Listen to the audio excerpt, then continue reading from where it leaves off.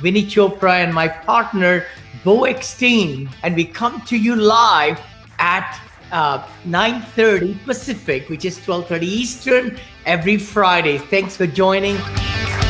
And I think, Vinney, honestly, we at some point we're going to start a affordable housing multifamily division underneath Monale Investments. I'll run the division. Wow. We'll have a nonprofit component, and we'll help. Wow. We could probably help this in a big way, really. I would love that. I would love that. Yeah. It's been an exciting week. I hope it's been for you also. Beau, you have some questions, but yeah. Oh, yeah. I got a lot of questions. How are you, brother? Good to see you, Vinney. Good to see you, Beau. Oh, thank you. We are so privileged to have you. Hey, Vinney, real quick. Yeah, bud. All right, I'll bet you sushi that you don't know that. What does SAS stand for? Hi there, everybody joining us, watching us. We are live in 7 channels actually today in the YouTube, in LinkedIn, in Facebook groups and Facebook. Thanks again for liking the show. Please give comments, share, and we are here for a very big show today.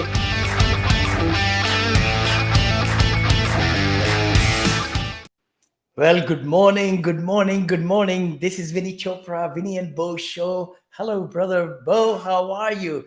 I know Beau just came back from this beautiful convention. Go Abundance. Actually, I used to be a member, and Beau still is the member. Wonderful organization, and we'll be discussing a lot of takeaways that Beau picked up in the conference there in Reno, Nevada. And also a lot of great things happening. I know the stock market ups and downs, and real estate the 0.25, 25 basis points it went up, and and so on, and what that's going to mean to the economy and to the real estate and so on.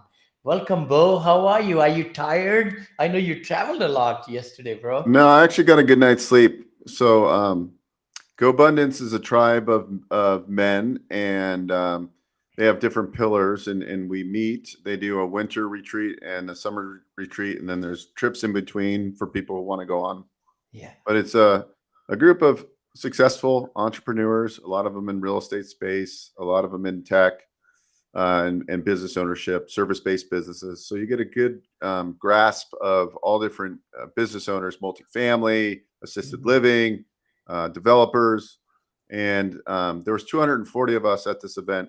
I see. When I started with this group, they only had 150 members. We have like 900 members now, and I haven't gone to an event in 3 years because I got married, and I hadn't been, and so it was amazing to go and reconnect with my friends there. Yeah. And it was amazing to hear the stories, Vinney. I was having breakfast with one of my friends, and when he started in Go Abundance, I remember his net worth was a little under $2 million. When I had breakfast with him again, this is probably 6 years later, he owns hundreds of properties, a net worth over $20 million, and he makes $150,000 a month in passive income.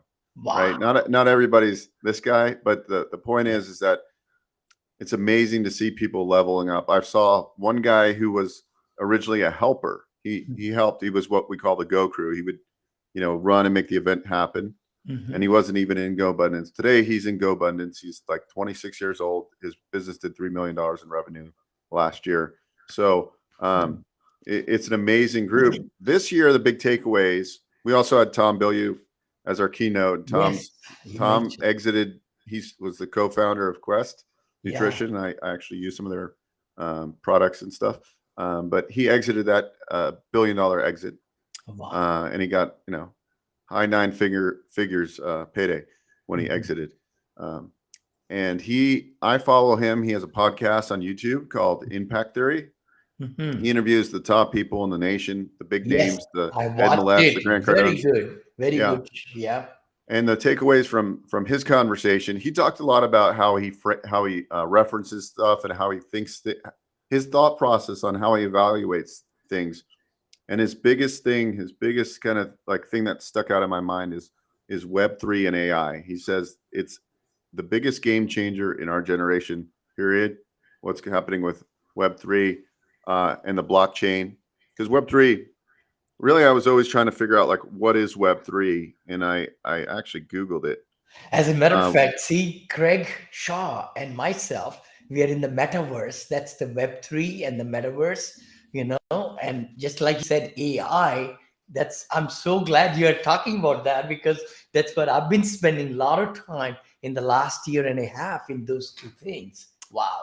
So people listening, the Web 3.0, sometimes known as Web 3, is the concept of next generation of the web, in which most users will be connected via a decentralized network and Mhm. have access to their own data. And he's really big on the blockchain.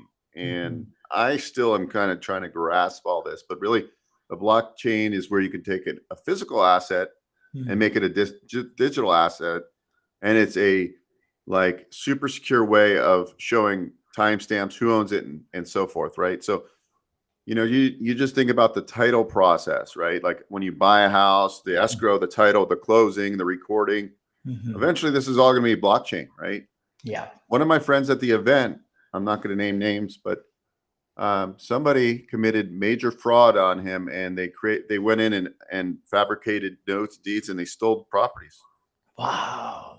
They Wow. physically so that's why blockchain will be used A eventually good for register right. which is on several computers, from what I understand, and everything is, noted and recorded, right?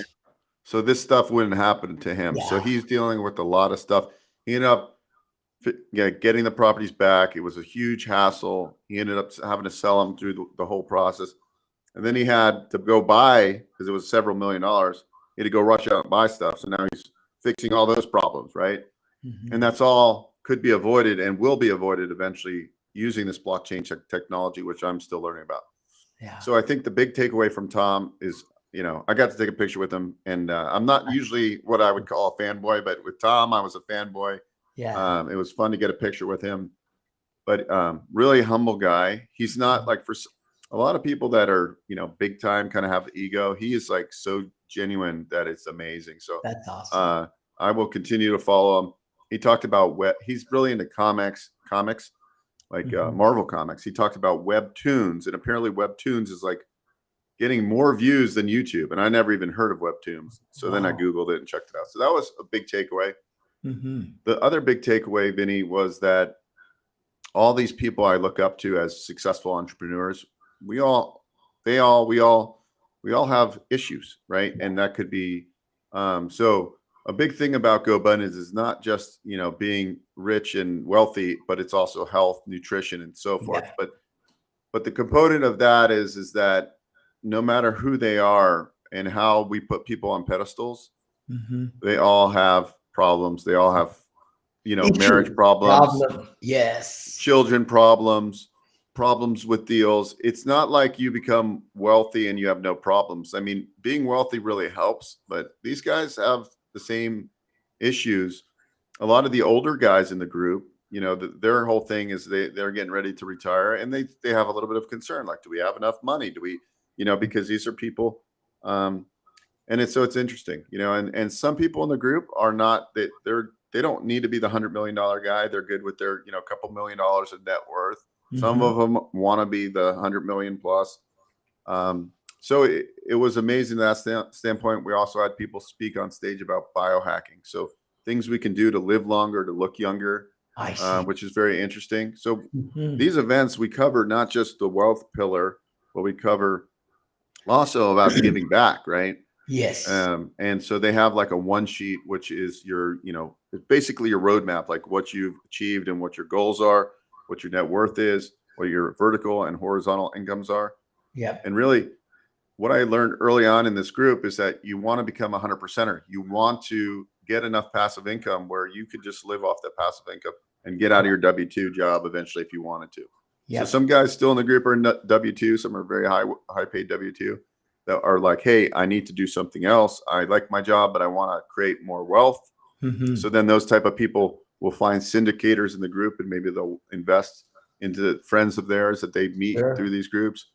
And then just the general conversations about bull versus bear. We had a bull versus bear market, and Mhm. I would say that my conversation at breakfast with the guy who went from 2 million to 20 million net worth, and he said that there's a lot of job loss in Austin for Yes. higher paid jobs, like the 400,000 or 500,000 earners.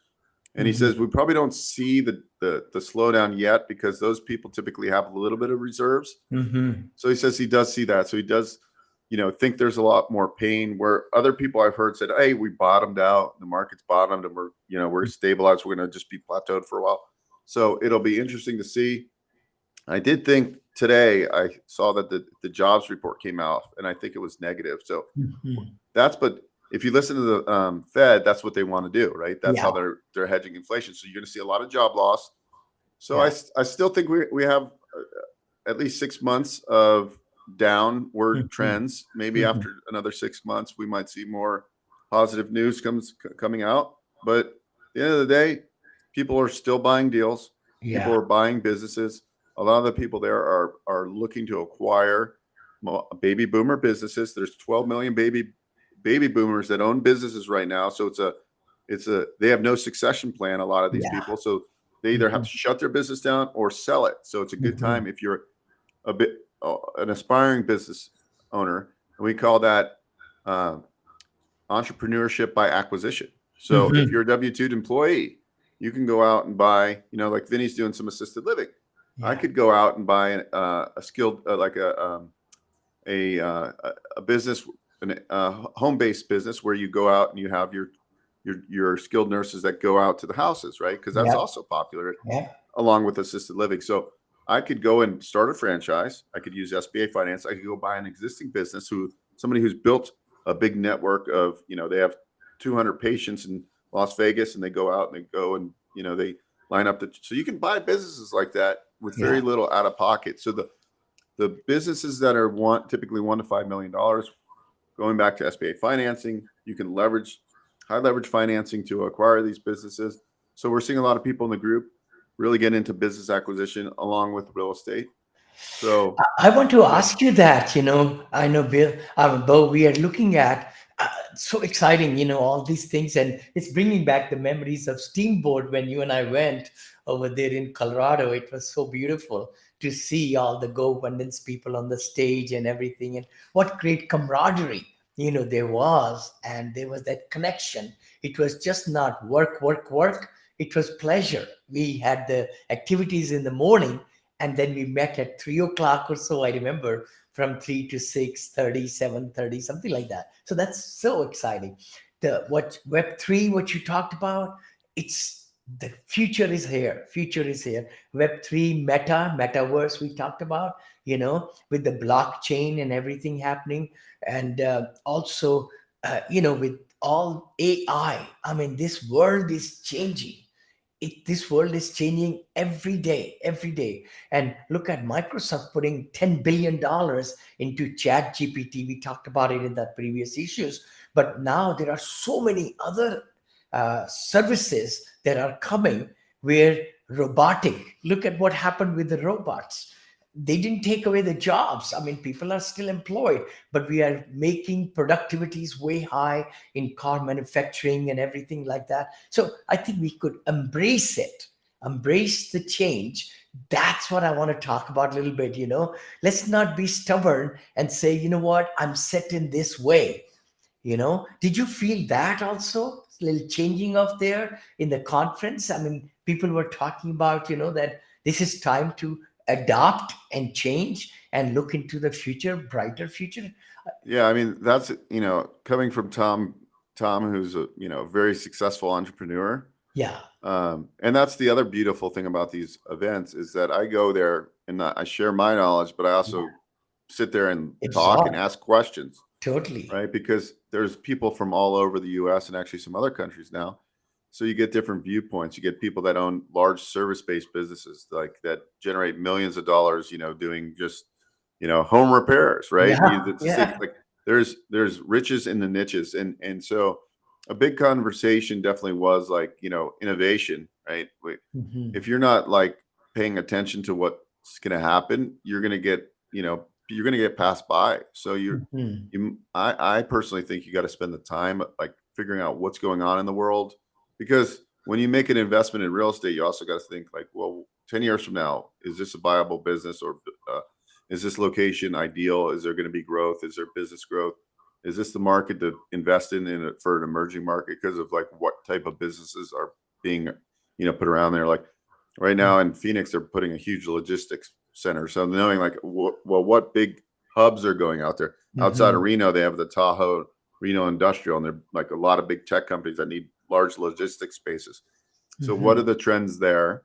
Because and then what are the trends that are getting crushed, like San Francisco retail, like Oh, or office rather? Like, office. Oh my the God, office is getting crushed, right? So it what's is. going to happen there? Eventually, those properties will be adaptive reuse projects where they'll turn into multifamily, most likely. so so So just knowing these trends, I think, is important, and just I think you can make the most money by following trends. I mean, like if you look at your investing business over the years, you really made bunch of your money not by like the long-term strategy, but by buying in emerging markets. And yeah, so buying in the markets that there's job growth and people are moving to, that supercharges returns. Like if you're not an investor that's like buying this to hold this for 30 years, if you identify those emerging markets, you can get like huge growth in a short amount of time and then sell that asset and move it into another emerging market where you're getting better returns than the traditional investor that wants to buy and hold for 50 years in the same place. so true what you're saying, Bo. And the key thing is, markets do have cycles. I mean, it's written. It's we can go back as far as we want to go back. But the key thing is to find, just like you said, in retirement communities, we are looking no jobs, more serene and lakes and golf courses and all. But the jobs for the workforce housing, what we call, of course, there's so much happening. I mean, economy. What I again, we could talk about that. We did have an increase last week of 0.25, 25 basis. There'll be another 25 coming. From what I see and read and everything, CoStar just came up with a report. And in my class, in my academy, we went over that big time. But the big thing is there will be maybe nobody's got the crystal ball. And again, by the way, we are not attorneys, we are not economists, we are not CPAs. We are just kind of sharing the knowledge that we are able to find on internet and reports and so on. They're saying maybe another hike of 0.25, 25 basis, and maybe a cut downturn, maybe a cut in the interest rate also later part of 2023.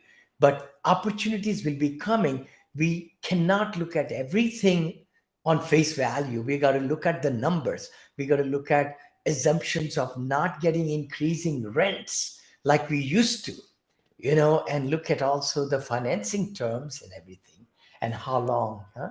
Yeah. Yeah, I am starting to see. So I think now is a great time for seller finance deals. Perfect. Um, Perfect. Yep. yeah, yeah.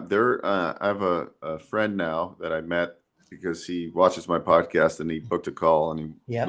we were talking about financing and he identified a property in Florida which looks promising, and it's a smaller multi, but there's an option to probably get well we already know there's seller financing because the guy already said he's a To do. retiring guy in his 80s that will do seller financing. Sure. So I was talking to this my friend the other day, and we're just thinking like, we got to get all the diligence still, on the outside. Hey, this is worth diving into, um, knowing that there's seller financing, and he wants 20% down. But I'm like, hey, if we can get him to do 10% down, Sure. right?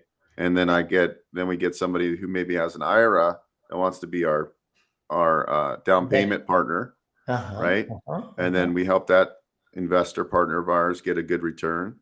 For sure. We can walk into this with no money out of pocket and into cash flow day one, and then we're gonna there apparently there's no restrictions on Airbnb, and this is like a perfect location in Ah, Florida. So amazing. we'll probably test 2 or 3 of the units with STRs, and we Sure. can we can probably triple the income from those 3 units. That Mm-hmm. from Mm-hmm. going from 1850 a month, we could probably maybe not triple, the 2x it, at least 2.5x exit.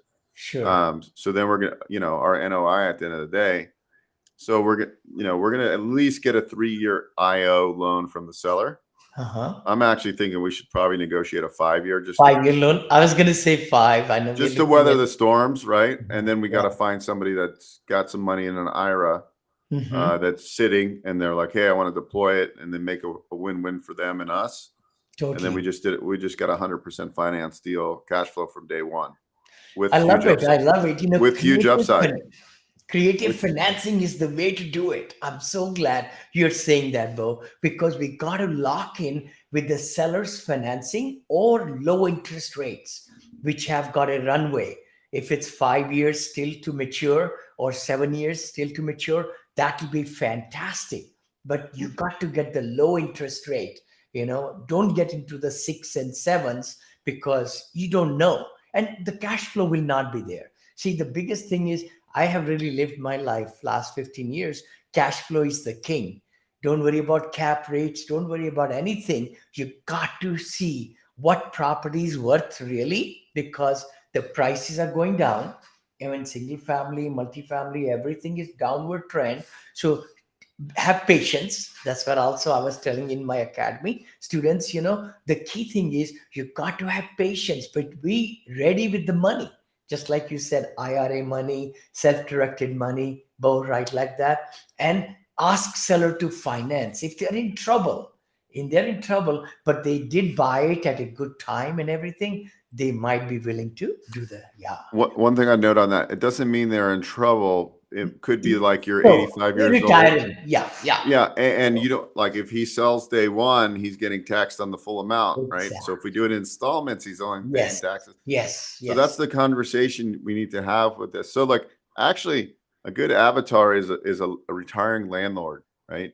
Those are Mhm. perfect people for seller finance deals. So it's not just Surely. the people. Obviously, yeah, you can buy stuff subject to the existing mortgage, and Yeah, we call that sub two. yeah. But I see a huge opportunity with Mhm. seller finance for retiring people to Mhm. give them an income stream and a much better tax situation for them. Yeah, The same thing with business owners, a lot of seller financing in that niche. So I think, today is the day to be open-minded about how to take these deals down and then how to structure. So even let's just say you're developing, assisted living, right? And so you're buying land and whatever. Now's the time to go to these prime landowners that they're just sitting and they can't sell it and say, hey, well, we want you to sell or finance the land until we get it, shovel ready, right? We go in mhm. and we say, hey, you know, uh, we'll buy it for this land for 500,000. We'll pay you 5% interest. The first year, the interest is just going to accrue, Yeah. and then by month 12, we'll have the plans approved, and then so now you're going in and controlling this land with 5%, 10% down, no Mhm. payments, and then when it's shovel ready, you take them out. Boom, right? Those are huge opportunities right now too, right? So how can you? I mean, when we talk about cash flow, the big thing in like developing real estate is like it's a big money suck, right? In the Yeah, beginning, there's no cash flow. Well, how yeah. can we create this where we can still control the asset, but we have no payments due and very little out of pocket, and then you know, we we force the value because when we get the plans approved, now this lot went from being worth 500, now it's worth 1,000,003, right? Yes, So we created yes. equity. Then we go to the banker, hey, we've owned this land for X amount. Use the imputed value of this, Mhm. creation. So if I see that a lot in people that are building houses too, right? Like, Yeah. so being strategic on how you structure these deals is so like in a market where it's not hot anymore. That those are the deals that I would be doing right now. I'd be making those deals. Excellent, Yeah. excellent. What you're saying is so true to the T. You got to look at the opportunity, but at the same token, financing. I know people can say, oh no, I will not buy for the next whatever years. But don't take that mental attitude because there are deals, but if we are able to creatively finance, just like you said, Bo, and I find you as a tremendous source. No, literally, you look through all angles how to get it done with least amount of down payment. I mean, Well, that's what we are doing with the marina. I'm so excited about that. yeah. So, Yeah, so Vinny, also like the deal we were talking about yesterday, right? yeah, Like strategically, like, hey, we're paying you a premium almost because you're seller financing the deal. Like we yes, could pay cash and get a much better deal, but we want seller to term. yeah, So sellers can get their price, but they have to honor our terms. So would it yes, make more sense to say, hey, year instead of, well, it's very little down. So, but on Yeah. that deal, like, could you say, hey, 5-year term, but year one is at 4%, right? So we Yes. can get And increased then cash flow. increase it. Yep. Right. And then you say year 4 and 5, they want 7%, let's say, or right. Mhm. But maybe 4 and 5 go to 8% because we know we're going to probably exit in a refinance by then, Yes. right? And Yes. so then what you're creating is cash flow early on because that's more Correct. important. So you can really think and dissect these deals, I think, a million different ways. And I think that's a skill.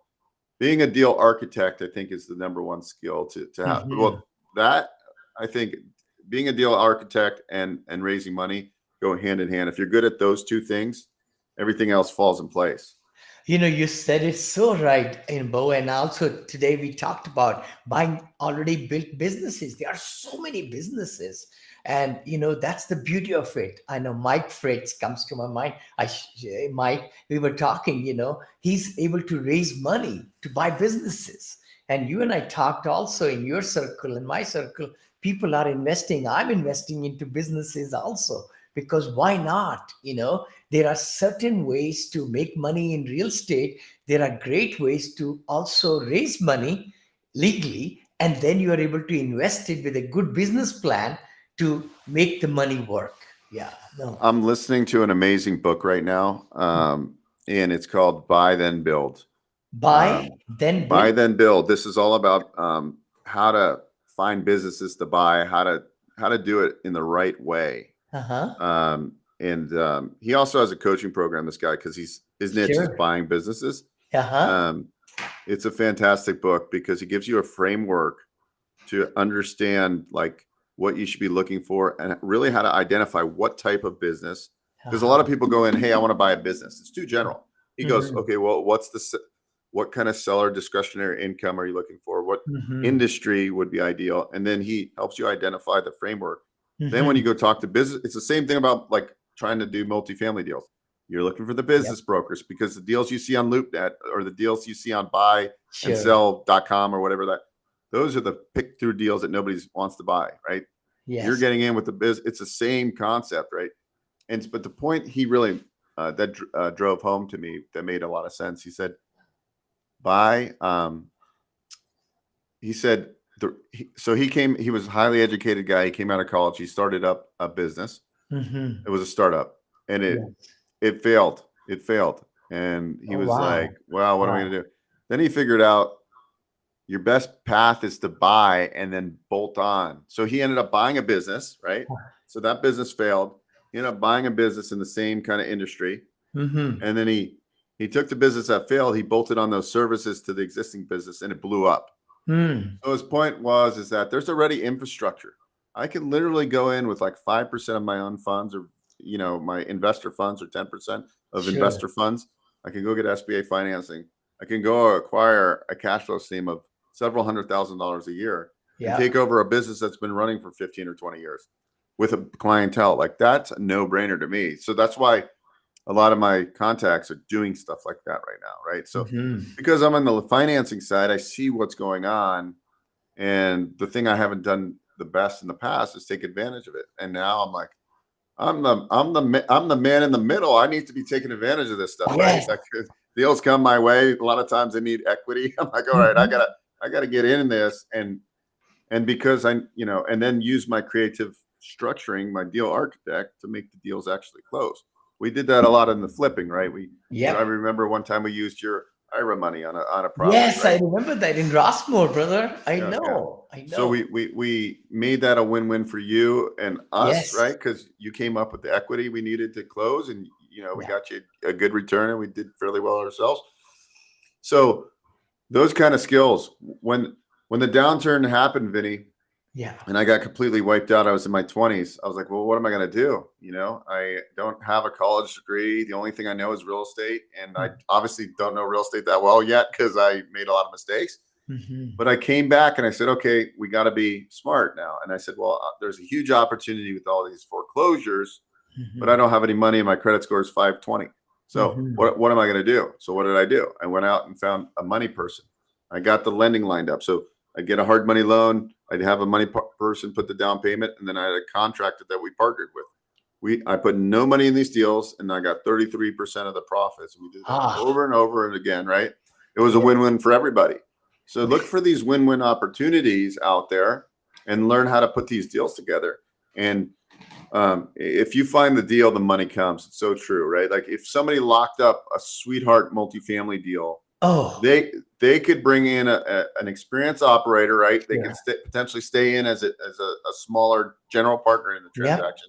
They could get the experience, right? So even if you're starting out today, I always say, by learning from guys like yourself about the whole GP LP side, Yes. I could go in. I don't own any large commercial properties, but I could go in and find an operator and maybe be a partner in the deal Yeah. because I found the deal, or maybe I have some investors and I could, I could have a fund that actually invests side by side with the general partners.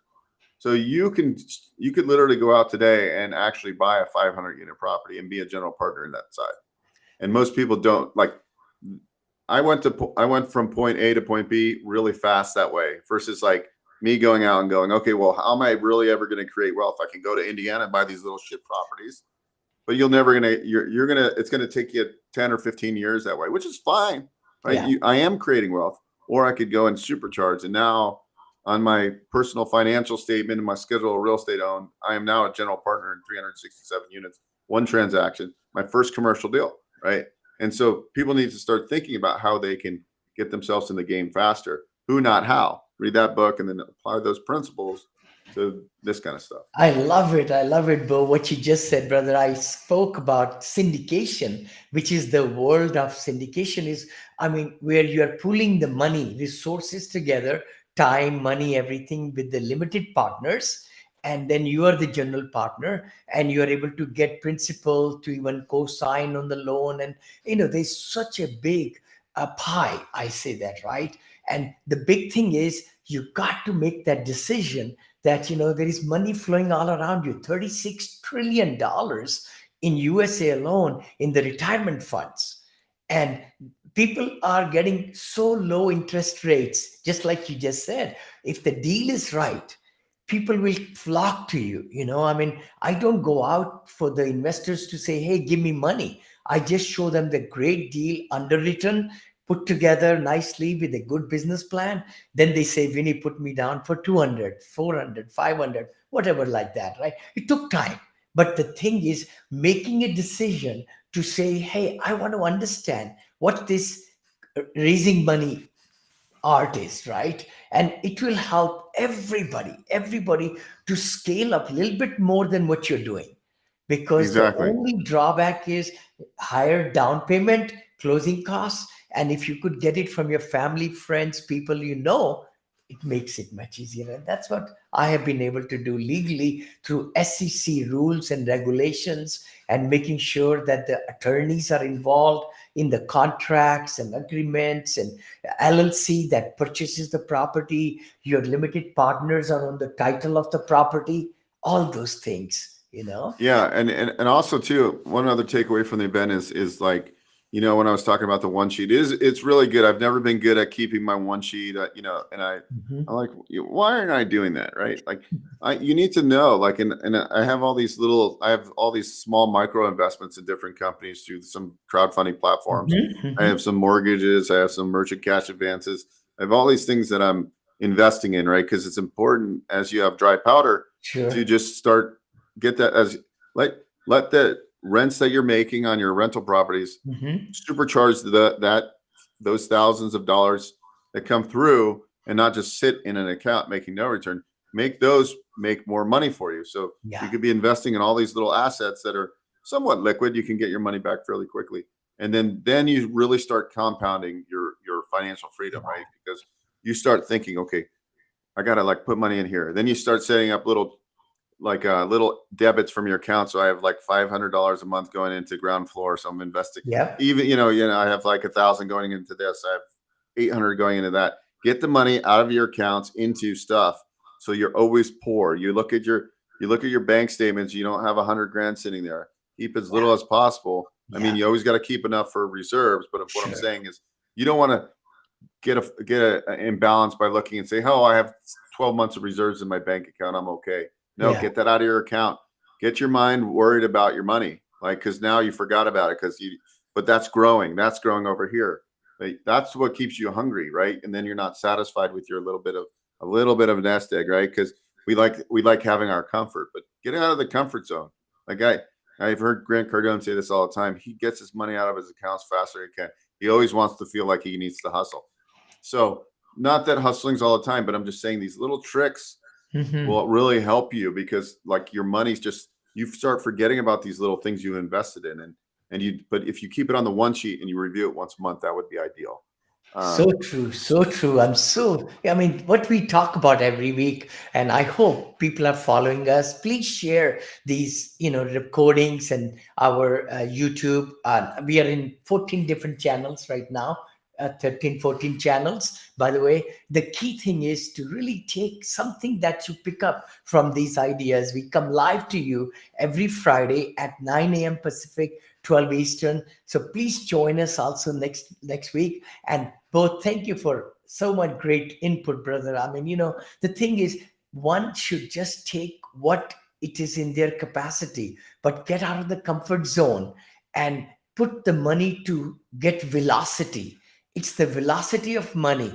If it's stagnant, it's not going to make much money. It's going to lose, because inflation being at 5, 6, 7, 8%, that means $10, this year is worth only, less money, right? Next year, because you're losing 7%, let's say.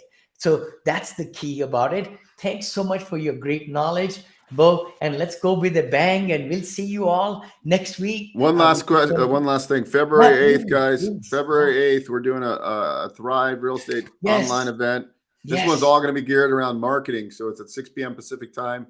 You can go to jointhrivemeetup.com, jointhrivemeetup.com. It'll take you to the page, subscribe, Mhm. or join the group. It's free. And then you'll see the next event, February 8th, where we're going to discuss like content marketing, deep dive Yes. on how to use Chat GPT, all the stuff that you guys should be implementing into your business, because you can save a lot of time and get a lot more output with less effort if you just come to this meetup. I And love we do it. meetups once a month, sometimes more, on all different things. Great topics. So Excellent. join Excellent. thrivemeetup.com. Thank you. And it's virtual. It's virtual. I mean, you could be sitting in your office or home, be able to gain knowledge. That's exciting. Also, before I go, I know Madison from Grant Cardone's office called. So I'm meeting her at 1:30 today. So I'll bring up, what we conversations go and everything. So that will be next Friday. We'll see you all. Thank you so much for joining.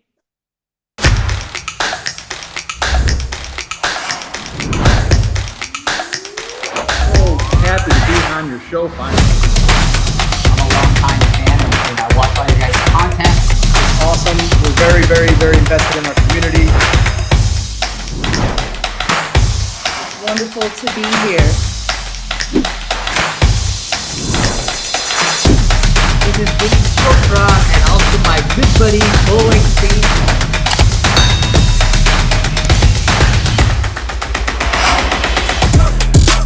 And we are so happy. It's amazing what's going to happen. So, we're amped up to do the show, and we got a lot of hype about the guest today, so I'm excited. Oh, I know. So excited. Really come live to you all.